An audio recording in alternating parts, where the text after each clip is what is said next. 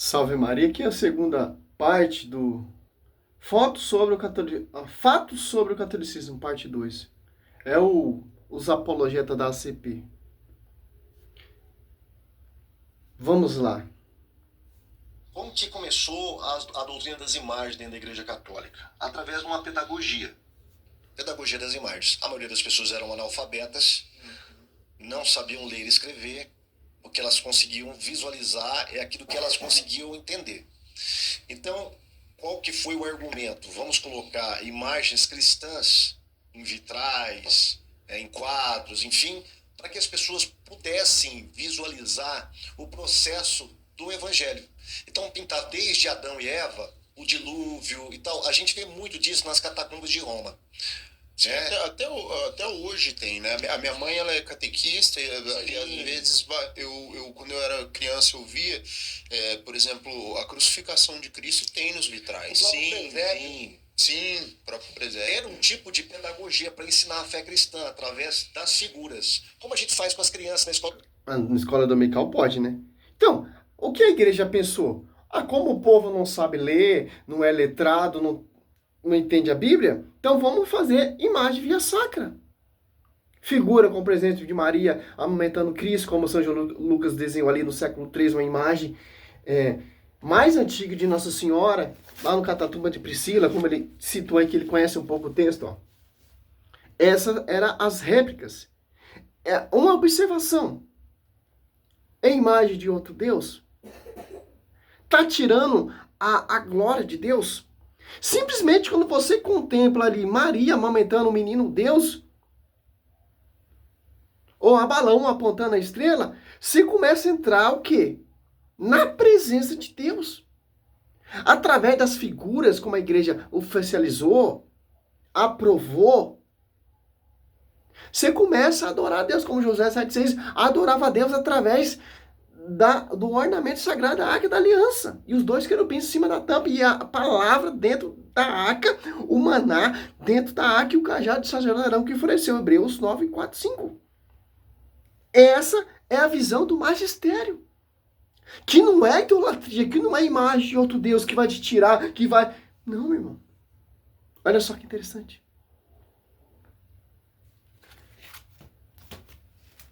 No século III, lá no Catatumba de Priscila. Então, essa tática desses doutores perseguir as imagens via sacra é em vão, pô. O templo do rei Salomão é cheio de imagens via sacra. Das figuras. Como a gente faz com as crianças na escola dominical, os pequenininhos hoje. E o judeu sabia ler ainda. São ícones que me levam a Deus. Salmo 95:9, adorar o Senhor através dos ornamentos sagrados. Sim, né? Qual foi o problema disso aí? Foi se degenerando. Essas imagens que seriam apenas pedagógicas começaram a se tornar místicas. Aí juntou-se com a questão das relíquias dos mártires.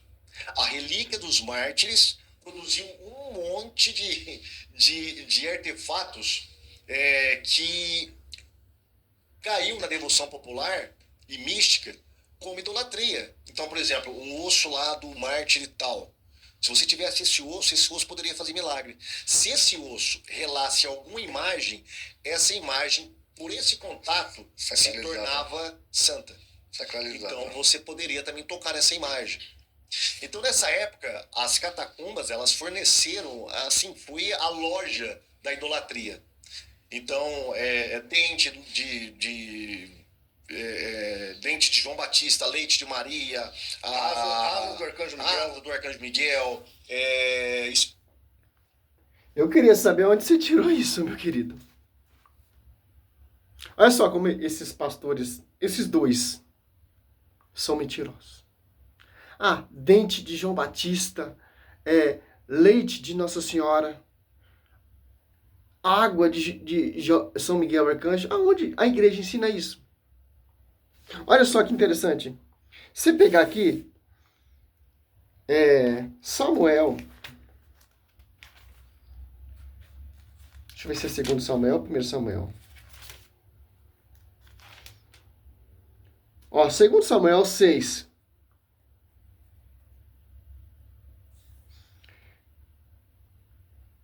Vamos do 9. Naquele dia, Davi teve medo do Senhor e disse-lhe: como entrará a arca do Senhor em minha casa? E não quis deixá-la entre elas, sua casa, na cidade de Davi. Mandou levá-la para a casa de Obed-edom, natural de Gade. Ficou a arca do Senhor 3 meses na casa de Obed-edom de Gade. E o Senhor abençoou toda a família de Obed-edom. 2 Samuel 6, 11. Como a imagem não faz milagres e prodígios, pastor? Olha só. Números. Se não tivesse versículo bíblico, até aqui ia, né? Ó, Números 28, 9. O Senhor diz a Moisés: faz para ti uma serpente ardente e meta sobre o poste. Todo que for mordido, olhar para a serpente será salvo. Moisés fez, pois, uma serpente de bronze e fechou sobre um poste. Se alguém era mordido por uma serpente, eu olhava para a serpente de bronze e conservava a 21 e Deuteronômio, Números 21, 8 e 9. Segundo Reis, olha só, no Velho Testamento, 2, 11, ó. Moisés sobe na carruagem de fogo, tribulão de fogo, certo? Aí foi arrebatado. O que Moisés não, o profeta Elias deixou para o profeta Eliseu. Aqui, ó. 12. Vendo isso, Eliseu clamou: meu pai, corra e cavalaria de Israel. E não ouviu mais. Tomando então suas vestes, rasgou-a em 2 partes. Apanhou o manto que Elias deixara cair e, voltando até o Jordão, parou à beira do rio. Tomando o manto que Elias deixara cair, bateu com ela nas águas, dizendo: onde está o Senhor Deus de Elias? Onde está ele? Tendo ferido as águas. Esta separação para outro lado, Eliseu o atravessou. Olha só. Relíquias. A unção no manto do profeta Elias. Olha só. Como as imagens santíssimas, os restos mortais dos mártires, dos santos que vemos na Bíblia, faz milagres e prodígios, sim. Porque é unção, cara. Não é que você vê nesse prodígio vendendo água, vendendo lenço. Não, meu irmão. Não. Milagre de Eliseu, ó. Olha só, cara.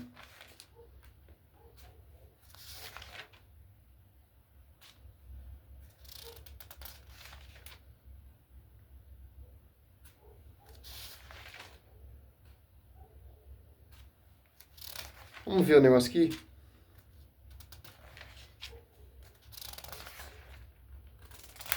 Deixa eu dar um pause aqui para me achar. Aqui, ó. 2 Reis 13, 20, ó. Eliseu morreu e foi sepultado. Guerrilheiros moabitas faziam cada ano excursões na terra. Ora, aconteceu que um grupo de pessoas, estando a enterrar um homem, viu uma turma desses guerreiros e jogou o cadáver no túmulo de Eliseu. O morto, ao tocar os ossos de Eliseu, voltou à vida e pôs-se de pé. Isso aqui é o quê? Isso aqui é o quê? Os ossos do Marte, ou de Eliseu, operou milagres e prodígios. Como você me explica isso? Se o resto mortal de Eliseu teve essa proeza, imagina a cruz de Cristo, imagina os restos mortais dos mártires. Mas fala, leite de Nossa Senhora? Onde você viu isso, meu querido? Agora vamos aqui no Novo Testamento. Atos. Acho que é Atos.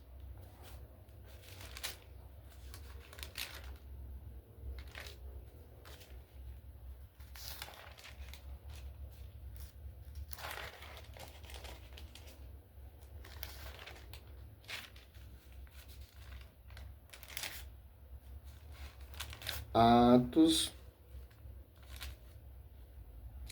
19:11. Deus fazia milagres extraordinários por intermédio de Paulo, de modo que lenços e outros panos que tinha tocado seu corpo era levado aos enfermos e afastava-se deles os doentes, as doenças, e retiraram os espíritos malignos. Atos 19:11 e 12. Agora, o beato que foi canonizado pela igreja, suas vestes, aconteceu milagres e prodígios. O que você me diz? Olha como a igreja católica, não quero nem mais continuar. Olha como a igreja católica, ela é mística. E seus filhos são místicos, a ponto de operar milagres e prodígios. A Arca da Aliança provém que opera milagres e prodígios. O resto mortais, ou tanto de um mártir, ou tanto de um santo, opera milagres e prodígios. O cajado de Moisés operava milagres e prodígios. O resto mortais de Eliseu operava milagres e prodígios. A jaqueta do profeta Elias operava milagres e prodígios. O lenço de apóstolo Paulo operava milagres e prodígios. A Arca da Aliança operava milagres e prodígios. A serpente que Deus mandou Moisés fazer operava milagres e prodígios. O que você me diz disso, ô pastores? Tem uma diferença, pô. Olha só, Êxodo, para finalizar, não vou nem seguir o vídeo do cara. O cara põe umas coisas que não tem nada a ver. Olha só. 30, ó. 30:26, ó. Ungirá com ela a tenda de reunião, ó. A Arca da Aliança, ó. A mesa, os seus acessórios, o candelabro, os seus acessórios, o altar dos perfumes, o altar dos locais e todos os seus tecidos, a bacia com os seus pedestais, depois que o tiverem consagrado, ele se tornará um objeto santíssimo. E tudo que eles tocarem será consagrado. Olha só que interessante, pô. Como você vai consagrar uma imagem pagã, pô?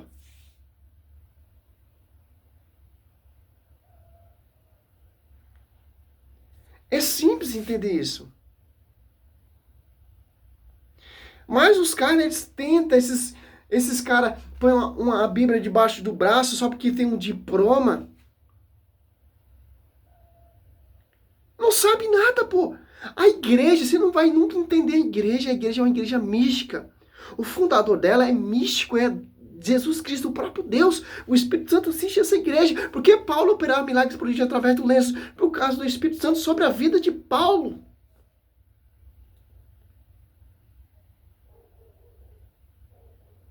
As relíquias do mártir lá no primeiro século, segundo século ali,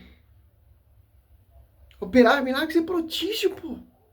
Agora você entende o grau de santidade dos caras, pô. A obediência dos caras e o amor pela igreja que vocês não têm. Fica nesse farelo aí. Ah, vocês são adoradores de imagem, os católicos, etc. Vocês não provam nada nem na Bíblia, nem na tradição. São Zé Mané, são farfarrões do evangelho mentirosos. E tem católico que dá ouvido para isso. Ah, minha mãe era católica, catequista. É os catequistas os que nós temos nessa... Com todo respeito, pô. Catequista xing-lim, pô. Olha só. A doutrina, pô. Olha só. Eu tenho desejo de ser um catequista um dia. Olha só. Fala de imagem. Para finalizar aqui, vamos ver se eu acho.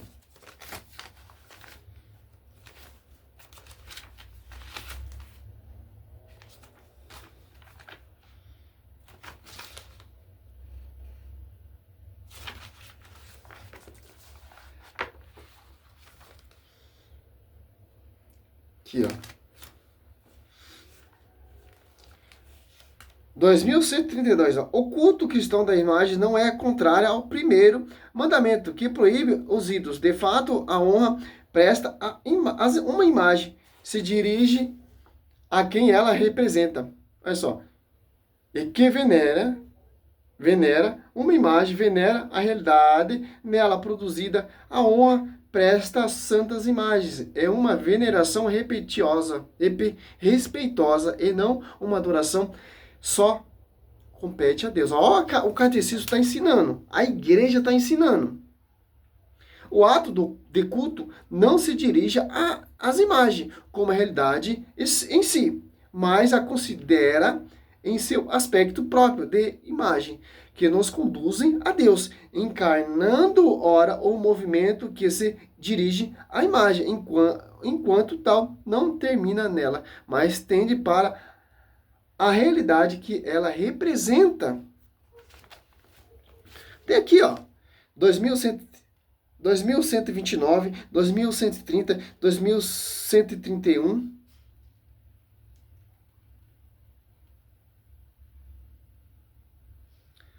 É simples, pô. A igreja ensina, pô. Para você não cair nessa tática, nessa mentira. Eu espero que esteja esclarecido isso aí. Os caras, ele quer entender a igreja. Mas nunca vai entender a igreja. Nem nós que somos servos entende a igreja, porque a igreja é uma igreja mística. As aparições de Nossa Senhora é mistério. Os milagres e prodígios que acontecem sobre esse servo que morre, como o Carlos Arcuti, a igreja estuda. É mistério. A igreja estuda. É festa, trindade divina, mistério do reino será conhecido pela igreja. A igreja oficializa, canoniza, como estudo básico é de Deus. O Padre Pio está até agora lá, o seu corpo, restos mortais ali, intacto. Carlos Arcuti, intacto. Como você prova isso? Como a ciência prova isso? Não consegue, é mistério. Vinha a alma lá do purgatório, pedir oração para Padre Pio. Como você vai entender isso? Para a visão protestante, nossa visão é loucura, mas você não sabe a intimidade dele com Deus, pô. Quando a pessoa ia se confessar com o Padre Pio, o anjo já falava todo o pecado da pessoa para ele. Olha só como... Meu irmão, nós temos que ser servo místico mesmo, cara. Nós temos que chegar a essa graça. O que é ser servo místico? Chegar em sintonia com Cristo. Ser cheio do Espírito Santo. Ter essa visão, ter essa realidade, pô. Olha só. Quando Pedro passasse a mesma sombra, curava. Expulsava demônio. Olha o grau de santidade dos caras, meu. A ponto dos caras morrer, os seus restos mortais operar milagres e prodígios. Pedro é pregado de ponta cabeça, morreu ali, seu resto mortal ficou ali. Fundou a sede. Milagres e prodígios. Paulo foi decretado ali a sede de Roma. Que muitos peregrinam lá. Onde está ali a catedral, a igreja que Cristo, a igreja de Cristo ali, onde está sob os destroços do Marte. Olha só que interessante, cara. Quando Santo Estevão estava sendo, Atos Apóstolo 8 ali, sendo apedrejado, ele olhou para o céu, viu a glória de Deus, Cristo de pé, pô. Olha só. Você tem noção, pô? Você tem noção? É simples. Seja feliz por ser católico. Quando você entra na Santa Missa, você vê aquela realidade, aquelas imagens, aquelas relíquias, aquele altar, o sacrário ali, Cristo Eucarístico ali, você começa a adorar a Deus, pô. Como o salmista, Salmo 95:9, Salmos 28:2, adorar o Senhor com os ornamentos sagrados. É simples, você contempla a imagem e adora Cristo ali, sacrário vivo, diante do altar. O único altar autorizado por Cristo na terra. Não essa farofa aí que você vê. Essas teologias. Fundo de quintal. Salve Maria, sou missionário servo Alberto.